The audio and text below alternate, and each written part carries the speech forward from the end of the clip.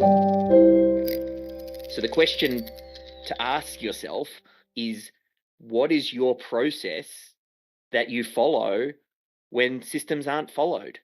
Most businesses don't have a process for that. So I want you, and we will develop this together, and I can share some of what we do, but you need a system for unfollowed systems. And Jonathan intuitively answered some of the process for his system. You'll need to build yours. You want to think about, firstly, what is the trigger? An error is made. That's normally what's going to set this all off. And then we're going to go, something's gone wrong. What's the error? Then what's step one? We need to identify the root cause. Is it because there wasn't a system? It wasn't clear who was doing it and there were no expectations? Or was it to do with an individual? If it's a system problem, we go to the work on the system first. If it's an individual, then we'll need to go on that. Step number two is, regardless of whose fault it is, we use it as a coaching opportunity. We have a meeting, we detail what happened, how the process was not followed, and what was the result of that not followed process. And we want to make sure that, depending on if this is a repeat offence or not, we need to have it remembered, because we need to learn the insight, and it's got to be potentially documented or a warning or something. It'll depend on the situation. It'll depend on the severity. It'll depend on what the thing is. Then we need to, step number three, make adjustments. So we need to decide, are we going to alter the system? Are we going to add to the system? Are we going to work with the team member to further re-engineer the system?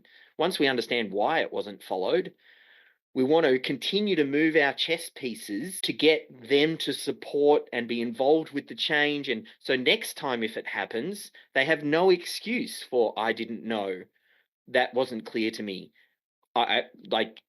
We are looking to remove those options. And then we finish up with, what is the plan of action here? How do we close the loop on this particular instance of not following a system? Do they need additional change, like additional training? Do we need to change the process? Are there other corrective measures? Do we need to talk about what happens next time if you don't follow this? Is this a case of three strikes and you're out? Is it like Jonathan talked about? How might this affect their performance reviews when that rolls around? You need to think about, what is your system here? So that way you don't fly by the seat of your pants.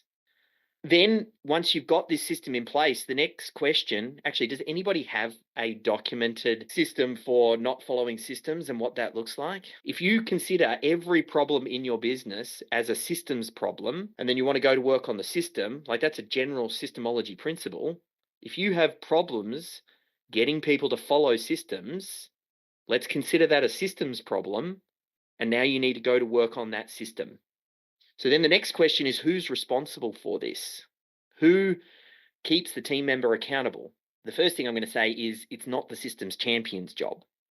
The systems champion's job is to make sure that everything is set up, those foundations are in place, so that they're supporting the management, the supervisor who will be having that conversation, because everything that the systems champion has done makes sure that it's out in the open and it's transparent and we all know what's going on. And then it's the job of the manager and the supervisor to enforce. Depending on the size of the team, that might be the boss, that might be the business owner. Or if it's a bit larger, it could be a department head, or it depends on who's supervising the team member. But you'll need to create that system for unfollowed systems, and then you'll need to think about how it's escalated and what consequences look like. There's also going to be gray areas within here. What about the sales guy who's great at sales, who is rubbish at entering sales data into the CRM, but it's part of the system? Or what about the brilliant technician who doesn't like to use technology, so they don't check off checklist items? You need to decide, how can you do everything that you can in your power to support your team members and let them be a success? And how can you collaboratively work together with the team member in that adjustment step that I had to maybe alter the system if and when needed? For example, maybe the sales guy, you get an admin person. Maybe for the tech guy who doesn't like, or the technician who doesn't like tech, you print out an offline checklist.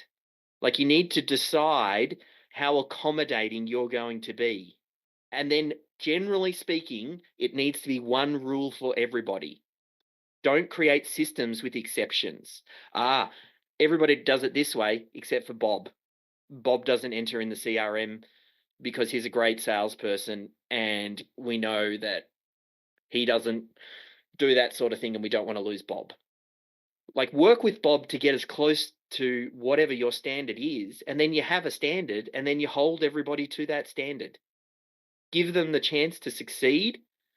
But then, just like Jonathan talked about, at some point, you are the business owner.